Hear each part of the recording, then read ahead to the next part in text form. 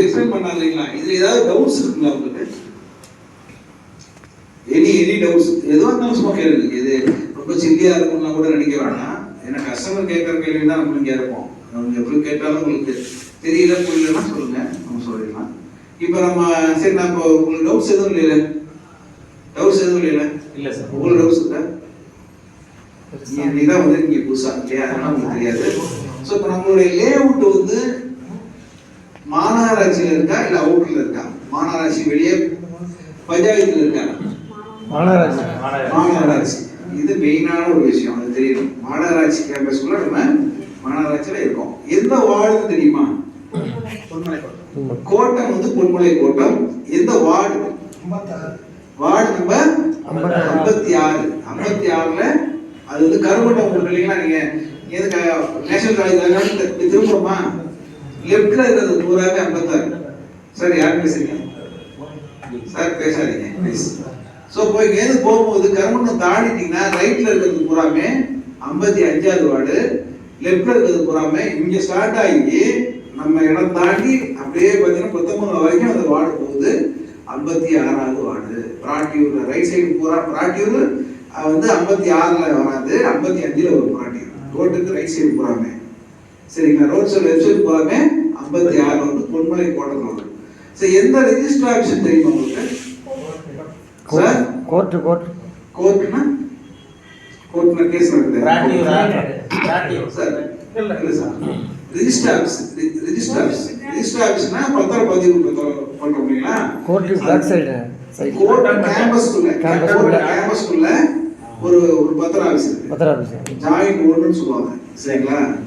அந்த அதில் வந்து பார்த்தீங்கன்னா 1, 2 இருந்துச்சு, இப்போ 1.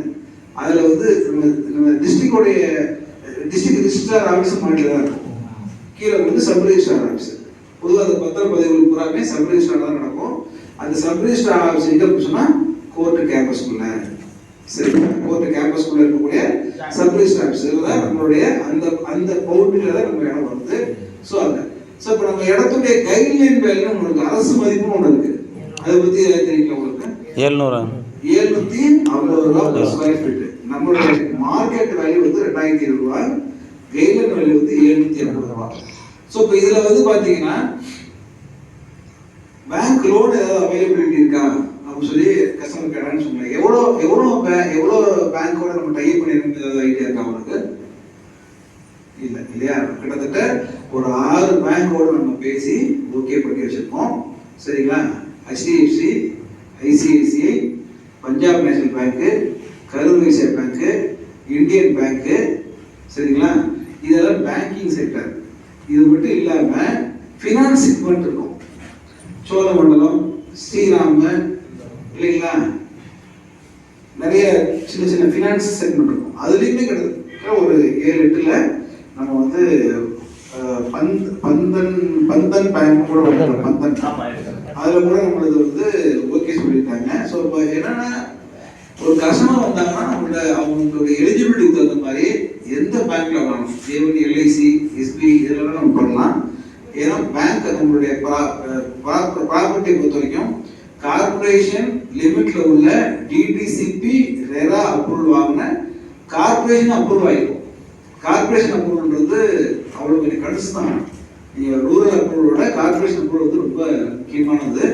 கார்பரேஷன் அப்ரூவல் வாங்க போகும்போது பார்த்தீங்கன்னா ரூரல் அப்ரூவலும் கார்பரேஷன் அப்ரூவலும் வித்தியாசம் இருக்குது. கார்பரேஷன் அப்ரூவலுக்கு எலக்ட்ரிசிட்டி பூரா உள்ளே கொண்டாந்துருக்கும்.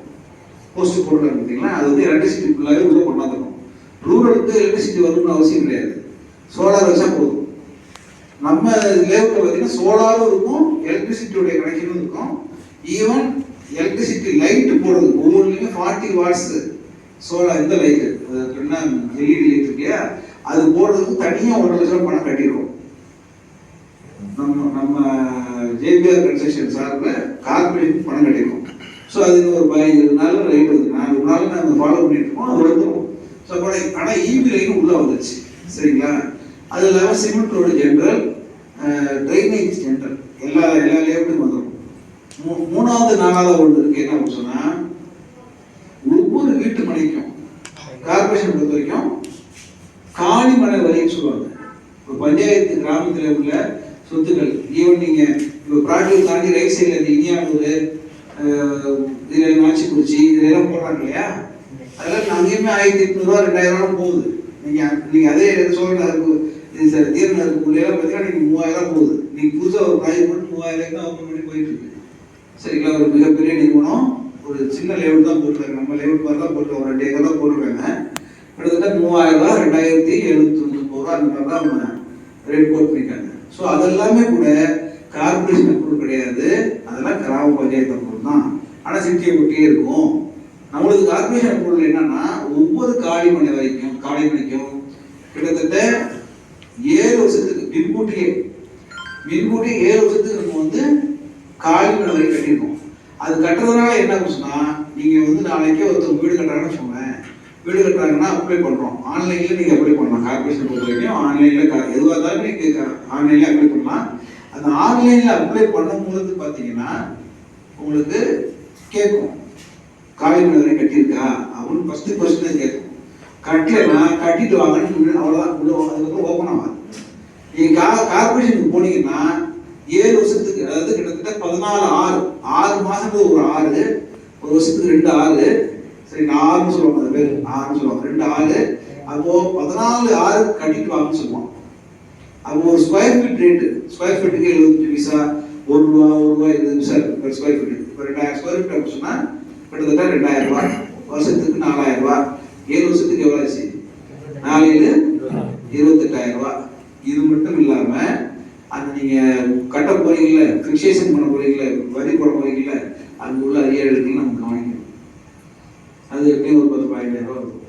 ஸோ கிட்டத்தட்ட 40,000 ரூபா நம்ம வந்து ஒவ்வொரு கஸ்டமருக்கும் நம்ம சேவ் பண்ணி கொடுத்துருக்கோம். நம்ம சைட்டை பொறுத்த வரைக்கும் ஒவ்வொரு கஸ்டமருக்கும் நம்ம வரி கட்டினதுனால நாளைக்கே ஒருத்தர் வீடு கட்டினாங்கன்னா உடனே ஆன்லைனில் போட்டு அவங்க அப்ரூவல் வாங்கிக்கலாம்.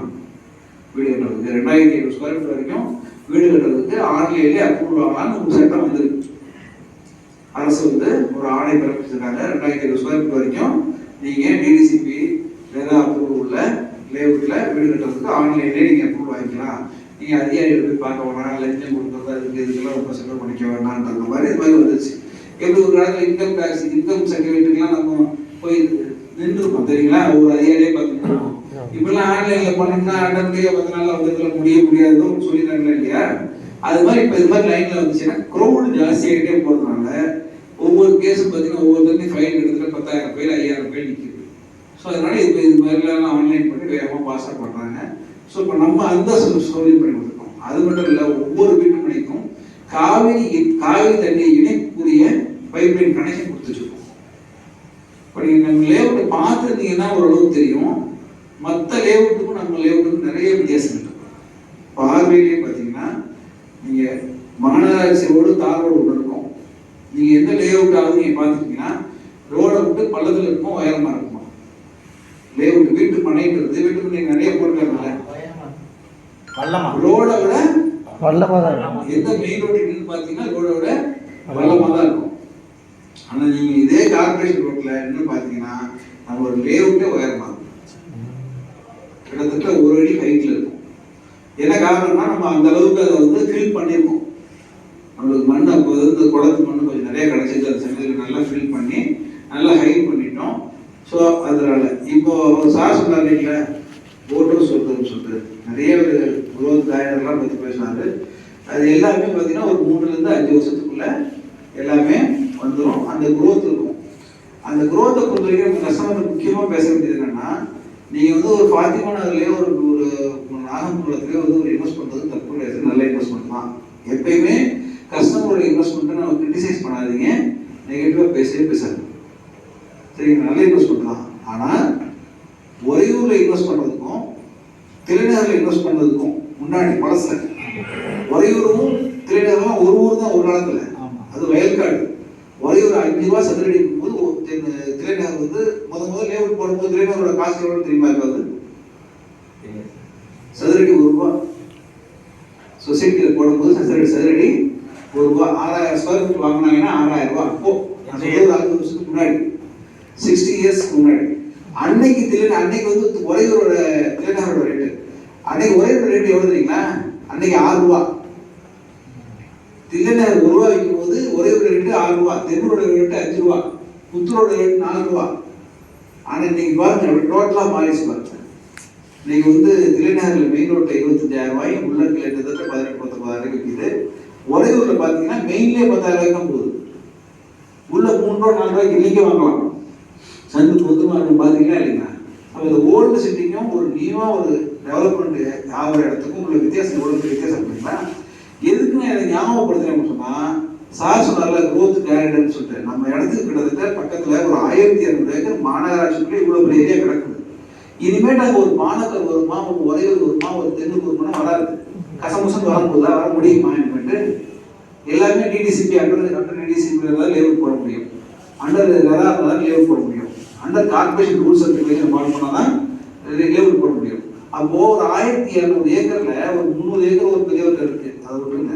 விஷயம் 900 ஏக்கர் இருக்கு. 900 ஏக்கர் நம்ம இடத்த ஒட்டி.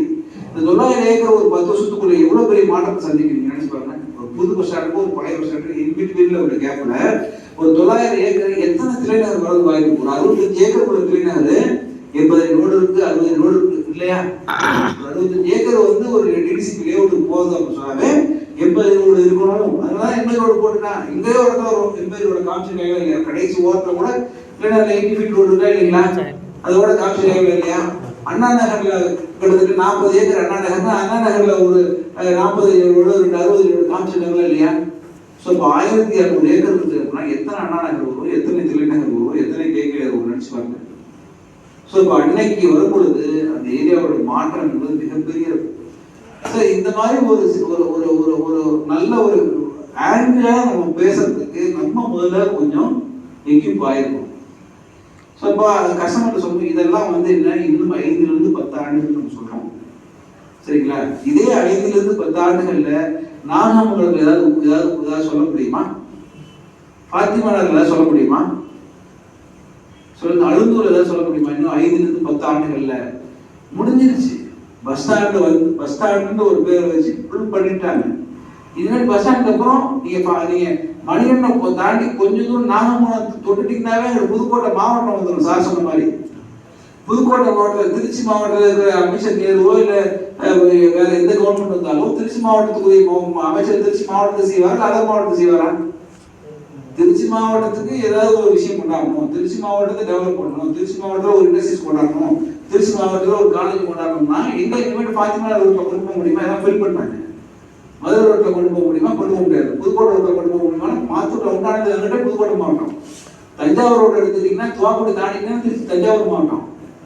துவாக்குடி வரைக்கும் மெரிச்சு பண்ணிட்டாங்க திருச்சியோட. சென்னை மெயின் ரோடு எடுத்தீங்கன்னா ஒரு சிறுநூரோட திருச்சி மாவட்டம் முடிஞ்சிடும். ஸோ சிறுநூறு வரைக்கும் இன்னைக்கு எல்லா பெரிய பிரைவேட் லேண்ட்ஸ் எல்லாம் பெரிய பெரிய கோடி சொல்லிட்டு இருக்கு, சொத்து போகிறோம், காலேஜஸ் அது இதுன்னு சொல்லி போட்டு ஃபுல் பண்ணிட்டாங்க. ஸோ இப்போ அந்த இடத்துல இனிமேல் பெரிய டெவலப்மெண்ட் வருமானம் வரவே வராது. கவர்மெண்ட் ஏதாவது ஆரம்பிச்சு இப்போ கவர்மெண்ட் எந்த நிறுவனம் கொண்டாந்தாலும் ஒரு 5000 கோடி ஒரு 10,000 கோடி ஒரு ப்ராஜெக்ட், ஒரு டிஎன்பிஎல் மாதிரி ஒரு சிப்காட் மாதிரி இது மாதிரி ஒரு பெரிய கார் கம்பெனி வருது. ஏன்னா செகண்ட் சிட்டியை மாற்றணும், அது பண்ணணும், இது பண்ணணும், நிறைய ஐடியாஸ் போயிட்டு இருக்கு இல்லைங்களா நம்மளுக்கு.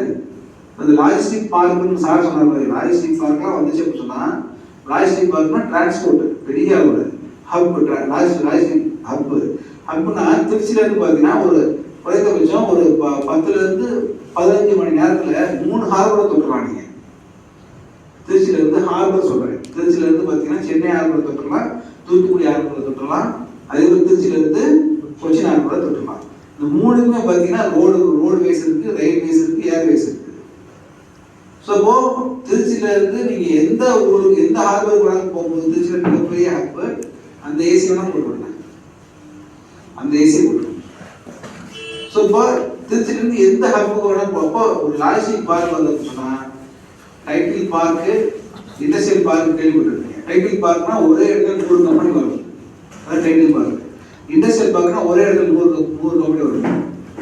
இங்கே வந்து லாஜிஸ்டிக் பார்க் 520 ஏக்கர்ல கிட்டத்தட்ட 28 ஏக்கர்ல லாஜிஸ்டிக் பார்க் கொண்டாங்க. லாஜிஸ்டிக் பார்க் சொன்னா இந்தியாவில் உள்ள எல்லா லாஜிஸ்டிக் கம்பெனி உள்ள வருமா? சவுத் இந்தியாவில் இருந்து, தமிழ்நாட்டில் இருந்து, ஏன் வேர்ல்டு வைடு உள்ள லாஜிஸ்டிக் கம்பெனிக்காரங்க கூட ஒரு ஆஃபீஸ் போடுவோம். ஒரே கேம்பஸ்ல வந்து ஒரு 500 கம்பெனி தான் சொன்னேன். இந்த 500 கம்பெனி ஒரு ஆஃபீஸை போட்டு தூக்கிடலாமா? இந்த 500 கம்பெனிக்குரிய டிரான்ஸ்போர்டேஷன் தொழில் இங்கே நடக்கும் அதுக்குரிய ஆவணங்கள் செய்வாங்க இல்லை? ஸோ அப்போ இந்த ஏரியா வந்து மிகப்பெரிய அளவில் டெவலப் ஆகிறதுக்கு வாய்ப்பு இருக்கு. ஸோ இப்போ இதுதான் நம்மளுடைய ப்ராஜெக்டை பற்றி. இது பக்கத்துலேயே போட் ஹவுஸ் நம்ம லேஅவுட்ல உட்காந்து வீடு கட்டி மொட்டை மாடுறது பார்த்தோன்னா 3 வருஷத்துல 2 வருஷம் 3 வருஷத்துல பார்த்தீங்கன்னா போட் ஓடிட்டு இருக்கும். நம்ம இடத்துல ஒரு வீடு கட்டி ஒருத்தர் மொட்டை மாடியில இருந்து பார்த்தாங்கன்னா போட் ஹவுஸை பார்க்கலாம். ஸோ இப்போ இது அன்னைக்கு சார் தான் அது தெளிவாக சொன்னார். நாங்கள் என்ன நினைச்சோமோ அது சொன்னார். சார் இது வந்து ரெசிடென்சியல் லேஅவுட்டே கிடையாது, இதெல்லாம் காட்டேஜ் சர்வீஸ் வில்லாஸ் அப்படிதான் சார் சொன்னீங்க. ஸோ அதுக்குரிய லேஅவுட் இது சார். இதுக்குன்னே ஒரு செக்மெண்ட் கஸ்டமர் இருக்காங்க, நம்ம அவங்கள ஃபோக்கஸ் பண்ணாத தட்டி தூக்கிடலாம்.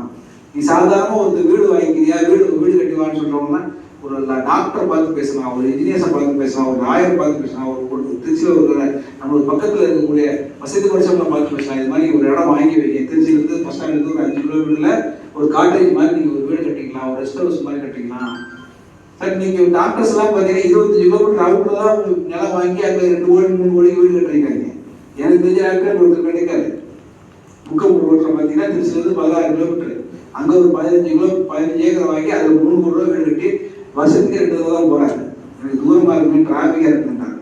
இந்த ரோடு எப்படி இருக்கு உங்களுக்கு? பிரமாதமாக இருக்குது. பஸ் ஸ்டாண்ட்லேருந்து 10 நிமிஷத்துல நம்ம சைட்டுக்கு போயிடலாம். சென்ட்ரல் பஸ் ஸ்டாண்ட்லேருந்து டிராஃபிக்கே இல்லைங்க. டிராஃபிக் இருந்தால் கூட அவ்வளோ பெரிய ரோடு டபுள் ரோடு ஆகிட்டாங்களா உங்களுக்கு? பைபாஸ் வரைக்கும் முன்பு நினைச்சிட்டாங்க. எனக்கு தெரிஞ்சு திருச்சி மாநகராட்சியிலேயே மிக அகலமான லென்த்தியான ரோடு எழுதுறீங்களா? திண்டுக்கல் ரோடு தான். திருச்சி மாநகராட்சியிலேயே மிக அகலமான மிக லென்த்தியான கிட்டத்தட்ட ஒரு 6 கிலோமீட்டருக்கு பைபாஸ் போய் தொடர வரைக்கும் 6 கிலோமீட்டருக்கு ஒரே ரோடு திருச்சிக்குள்ளே சிட்டிக்குள்ளே சொல்றாங்க. வேற எங்கேயாவது இருக்கா சார்? 6 கிலோமீட்டருக்கு இவ்வளோ யூனிட் 2 ரோடு எங்கேயாவது இருக்கா திருச்சியில்? கண்டோன்மெண்ட் ரோட பெருமை சொல்லுவோம் 80 ரோடு இருக்கு. அது கூட மொத்தத்துக்கே ஒரு 500 மீட்டர் தான். அதோட இங்கிட்டு முடிஞ்சுன்னா அங்கிட்டு முடிஞ்சிடும். அங்கே எம்ஜிஆர் சைடோட முடிஞ்சிடும், இங்கிட்டு முதல சைடோட முடிஞ்சிடும் ரோடு. ஆனா இந்த ஒரு ரோடு மட்டும்தான் 6 கிலோமீட்டருக்கு டபுள் ட்ராக் போற மாதிரி. இதுல 3 வண்டி கண்டினியூ போறோம், இதுல 3 வண்டி கண்டினியூ போறோம். அவ்வளவு பெரிய ரோடு 6 வண்டி பார்ப்போம். இந்த ரோடோட மதிப்பு இன்னைக்கு தெரியாது உங்களுக்கு. என்னைக்குமே இது வந்து நமக்கு பிரச்சனையே கிடையாது. ஏன்னா பஸ் ஸ்டாண்டுக்கு போயிடுச்சு காமிட்டு. இனிமேல் பஸ் ஸ்டாண்டு டிராஃபிக் இந்த ஏரியாவில் வரப்போது கிடையாது.